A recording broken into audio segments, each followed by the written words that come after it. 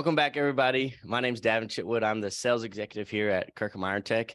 I have our founder and CEO, Tom Kirkham. And we want to thank y'all for joining us. But today we have a topic that we are very, very fond with. Probably every week, we work with multiple bar associations and present continued education to multiple different law firms across the country. And from that, of course, we work with multiple law firms and have multiple law firms as our clients. But for the people who are not familiar with us and what we do and how we educate, the question comes to mind of, well, how do I protect my law firm from cyber attacks? Plain and simple. And Tom, I know you have some good points on this. What's your thoughts? Oh, that's a great question. First of all, let's back up before we start talking about protection. Yeah. Okay. I hope all attorneys are familiar with the rules of professional conduct, RPC, and specifically RPC 1.1 and 1.6 and the comments attached to those rules. So the 1.1 basically says that an attorney is ethically obligated to stay up to date on technology. Okay, that's pretty simple. And they are responsible for that technology in a lot of respects, but especially when it comes to protecting client data. Mm-hmm. Now, 1.6 goes into a little bit more specificity in that it says you're required to make reasonable efforts to protect the confidentiality of client data and on and on and on. And I want to particularly point out reasonable efforts when it comes to cybersecurity. Now, as attorneys can debate 9 ways to Sunday what reasonable efforts mean. Okay. It's a vague term to be interpreted. In my mind, the things that we do as cybersecurity experts to protect law firms, EDRs and, risk analysis. And I'm going to stop you real quick. When you say EDR, what do you mean by that? That's a class of product it's the only effective way to protect against ransomware, which is the biggest threat to everyone, not just law firms, but it's a huge, huge threat. And these days, it's the only class of product that will truly effectively work practically every time. I don't want to say it's perfect. There's no such thing as perfect protection. But since we required our clients to put on EDR many years ago, we've never had a client get breached. I hope I can always say that. Knock on wood. Right now, it's stopped every ransomware attack that has been attempted for our clients. But getting back to that reasonable efforts, if you've been exposed to our videos and you've watched, maybe you've been in a CLE, okay, where we talk in specifics about what really needs to be put in place after the risk analysis, and you've been exposed to this information that you have an ethical obligation to stay up to date on. And I've done hundreds of different bars, CLEs for hundreds of different bars around the country. And always get a terrific response from them. But if you've been exposed to this information, and these are international standards, best practices, anyone in cybersecurity business will tell you basically the same thing that I do. And you were to have a breach and you failed to follow this advice, this consultation, I would have to testify if I were asked to that reasonable efforts were not taken. And I would even go so far as to say that ignorance is no excuse. Yes. So because this information is readily available, we've got hundreds of videos on YouTube and other places where you can access this. And so to properly fulfill your ethical obligation and be compliant with RPCs, then you need to do these things for your law firm because it may protect the firm from going under, a catastrophic attack, not just client data being breached and the reputational harm that your firm is going to have, but I mean, actually keep your firm from going out of business. The biggest value to your firm is your reputation, I would argue, and your ethics. Right. And it needs to be protected.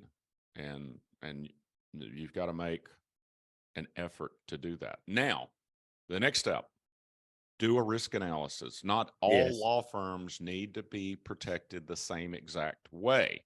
For example, there's special considerations for attorneys that practice personal injury law.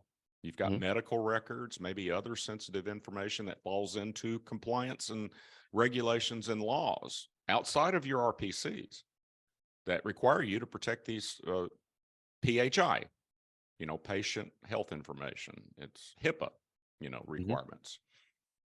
So we have to take that into consideration. If you practice intellectual property law, depending on your client profile, you may be handling data that would be very interesting to China, because the amount of intellectual property that China has stolen and continues to steal, some experts say it's the greatest transfer of wealth in human history. I mean, it's staggering how quickly China has come from basically a third world country to, in some respects, in some cities in China are more advanced than Western democracy cities. I mean, it's just mind-boggling. That doesn't happen naturally. Okay. Yeah. And then when you get that risk analysis, that is going to indicate what you need to put in place to address the vulnerabilities, lower the risk of an attack on your firm. And that'll drive the technical controls, the new procedures that need to be put in place, like password, complexity requirements. Hopefully you would implement a password manager to help with that. It's a great tool, and not enough people use it. You may want to do, and I recommend everybody do, cybersecurity awareness training, continuous awareness training. And these aren't cumbersome things to do. No. They're really not. They're minimal impact on your law firm, but just something like awareness training will cut the risk in half. But we still have to put technical controls, because 95% of breaches are because of human error. Okay. Yes. Now your breach won't be. You're not going to have a 95% chance if you implement continuous cybersecurity education.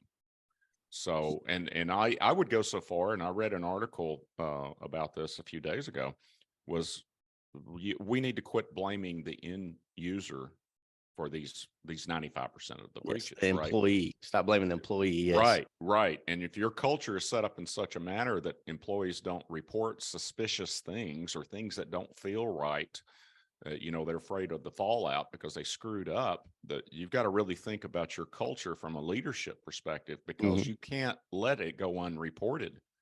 And your failure to implement cybersecurity awareness training, that's a management and leadership failure. Yep. That's not the end user's fault if they let a breach happen.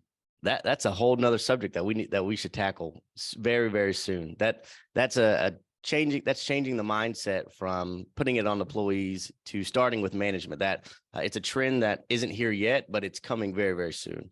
Leading security, starting with management, CEO, managers. That's a great point. Yeah, and one of the process of doing the risk analysis is to understand the firm's culture, their client profiles, the gross revenue of the firm, so we can do benchmarking against other law firms. And so if say you're the managing partner and you're really proud of only spending 5% of your gross revenues on IT and cybersecurity, that's not the way to think of it. You shouldn't be patting yourself on the back. The first thing that should enter your mind, and it's certainly the way I think running this business, is what am I missing? Yes. Why are we able to do it, in our world, spend half as much money on things like that when all the peers are spending twice as much as we are? What are we missing? Yeah. And chances are, in almost all cases, it is you've got gaps in your IT that's costing your firm money, and you've got gaps in your cybersecurity that elevates that risk. The more you're going to be much more likely to suffer an attack of some sort. So, no, you're completely right. And regarding just a few takeaways of what law firms can do, I know we mentioned a lot of different tools, but some main things that you need to consider as law firm is EDR, Tom mentioned that, and that stands for endpoint detection and response. You may hear MEDR, XDR. That's a tool that in the next coming years should be required in every practice, and you'll probably see it a lot more. And I want to make sure everyone knows it's not something you go get off the shelf. It's not something you'll get off at Best Buy. Something you come to a cybersecurity provider to get. You also mentioned password managers, continuous cybersecurity training. Those are very key important parts to protecting your law firm. But one of the main things, and this is the first step, you need to take in securing your law firm, is that cybersecurity risk analysis, that assessment, because there's so many tools out there, but like Tom said, not everybody needs to be protected the same. And so the first step is to have that assessment done, understand your gaps, and then build your cybersecurity plan from that. And I'm sorry, I didn't mean to interrupt. Go ahead. No, I was saying it works out because we're actually offering a free cybersecurity and risk assessment. And so if you're watching this and you're like, hey, I do want to take that first step, yes, let's figure out where we need to start. You can just contact us, reach out via YouTube, email, our website, kirkhamirontech.com, and we'd be happy to help you. Yeah. And furthermore, we've been doing either IT and or cybersecurity. We do cybersecurity for all of our clients. That's a requirement to be a client. You can't cheap out on that stuff. You got to get it right. Okay. Yes. And then the IT spending, that gets more into the management and the budgeting end of it. And the forward thinking ones understand that generally speaking, if they hit the benchmarks, they're going to find their productivity maximized. And we can walk you through all that. We've been working with law firms for over 20 years of all shapes and sizes. Yep. I can't even go through everything that we've done, but all the different specialties, some of them are very niche. Yeah. And we've got tons of experience. We've got installations all over the United States, actually. I don't think we have any in Alaska yet. So if any of you guys are in Alaska, just give us a call. Let us know. But Hawaii to New York and Washington State to Florida, the list goes on. So if you want to know more, just give us a ring or drop us an email. Be happy to help. Yeah. Don't forget about that free assessment. Feel free to reach out, and we thank y'all for joining us.